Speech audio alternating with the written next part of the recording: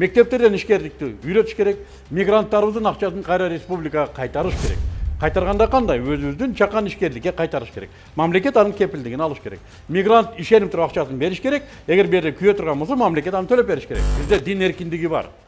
Ислам экономикасын киргизүү бүгүнкү күндө шарият нормаларындагы ишкердикти үйрөтүү жана жүргүзүү 2 жылдын ичинде бизди бутка турушка чоң өбөлгө түзөт. Менин кыла турган ишим мына ушу чырылдап жүрүп элге түшүндүрүп алсам болду.